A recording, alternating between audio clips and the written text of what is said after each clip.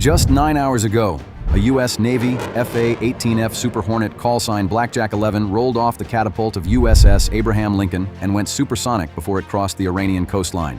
One target, a hardened IRGC command bunker 340 miles inland, buried under 30 feet of reinforced concrete in Iranian mountains. Those generals was gonna shit their pants in exactly 2 hours. The F-35 couldn't carry the weapon that would kill it. The B-2 was committed elsewhere. That left Blackjack 11 carrying a single GBU-28 bunker buster, 5,000 pounds of laser-guided steel built specifically for targets that laugh at everything else. One aircraft, one weapon, one shot, and 340 miles of the most contested airspace on Earth standing between the Lincoln and the target. The F-18 Super Hornet is not the most glamorous aircraft in this war. It doesn't have stealth shaping. Iranian radar can see it coming from 80 miles out on a good day. What it has is everything else. It carries more weapons than any other tactical aircraft in the package. It can refuel other aircraft mid-mission. It can jam enemy radar, shoot air-to-air missiles, and drop precision bombs without reconfiguring anything. And it does all of that from a carrier deck 200 miles offshore, no land base required. When the war started, USS Abraham Lincoln and USS Dwight D. Eisenhower were already in the Persian Gulf and Red Sea. Between them, roughly 90 Super Hornets. The F-35 opened the doors. The B-2 kicked them off the hinges, but the Super Hornet walked through them night after night, carrying the weight of the campaign on its wings. The first strike package launched from Lincoln at 0130. 14 Super Hornets, 4 Growlers, 2 E-2D Hawkeyes managing the airspace picture overhead.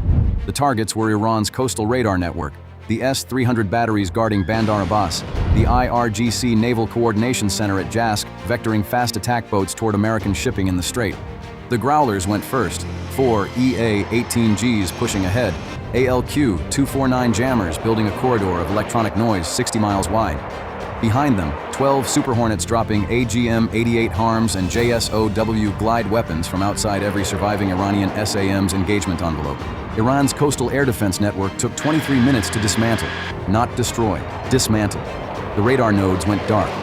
The SAM batteries lost their targeting picture. The coordination center at Jask stopped transmitting. The Strait of Hormuz opened. The Super Hornets flew home, reloaded, and were back on the catapult within 4 hours. Here is something that never makes the highlight reel. The Super Hornet kept the entire strike campaign alive, not with missiles, with fuel. The F/A-18F, fitted with the ARS, Aerial Refueling Store, becomes a flying gas station.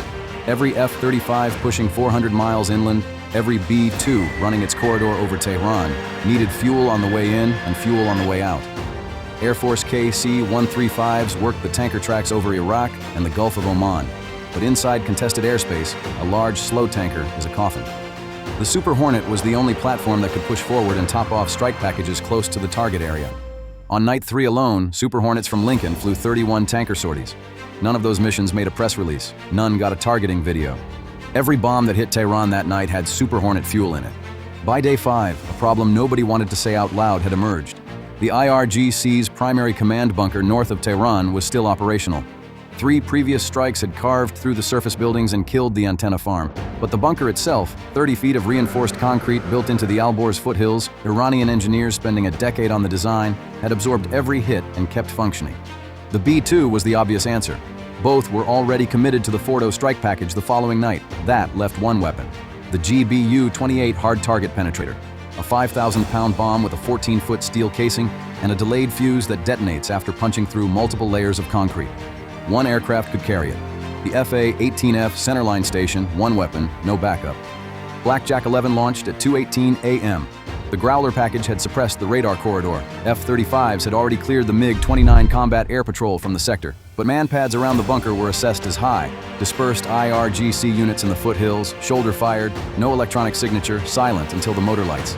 The pilot took the aircraft down to 18,000 feet for the laser designation run, high enough to stay outside most manpads' envelopes, low enough to hold the spot steady on a target tucked into a mountainside. The GBU-28 released clean, 43 seconds of flight time. The laser held. The weapon tracked it all the way down. It hit 8 feet from the aim point, punched through the outer reinforced layer, the secondary concrete shell, and detonated 60 feet below ground level. The bunker went offline at 2:54 a.m. It never came back. Blackjack 11 found the tanker track over the Gulf of Oman, topped off, and was back on deck by 4:10 a.m. The Super Hornet won this campaign not by being the most advanced aircraft in the package, by being the most flexible one. The F-35 is a scalpel, goes where nothing else can, kills what nothing else can reach, comes home invisible. But small payload, $80 million per airframe, and you don't send it on missions a cheaper jet can handle. The B-2 is a hammer, 40,000 pounds of ordnance to anywhere on Earth, but there are only 20 of them, and they are too valuable for anything below a hardened priority target. The Super Hornet fills every gap between those two. It's the aircraft you send when the target doesn't justify a B-2, when you need a tanker inside contested airspace, when you need 90 airframes on deck and not 14. Iran understood this. Their strategy was never to shoot down the F-35s they couldn't find. It was to attrite the Super Hornets they could see. On day 4, a mobile IRGC SAM battery near Shiraz downed one with a single IR-guided missile. Both crew ejected safely. But the loss sent a message. The threat environment was still very much alive. The answer was not to pull back. It was to accept that losses were the cost of keeping the campaign at pace. That decision kept the pressure on, and pressure is what broke the Iranian command structure before it could reorganize. The Iran campaign also settled a 20-year debate in naval aviation. When the F-35C joined the carrier air wing, serious voices argued the Super Hornet was finished.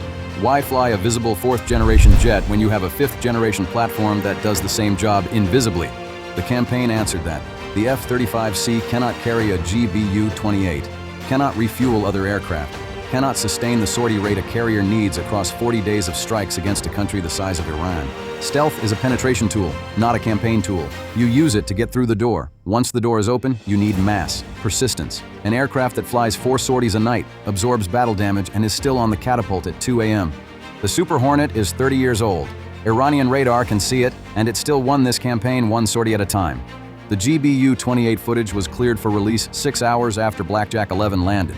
By the time the morning briefing ran, the bunker was a crater, and the same crew was already tasked for the following night. That is what the Super Hornet did in this war. It did not get the headline. It did not get the stealth. It got the mission. 90 aircraft, 2 carriers, 40 days, more ordnance than any other platform in the package, and one 5,000-pound bomb dropped through 30 feet of Iranian concrete that nobody saw coming. The F-35 opened the door. The Super Hornet walked through it every single night. Like and subscribe. We'll see you on the next one.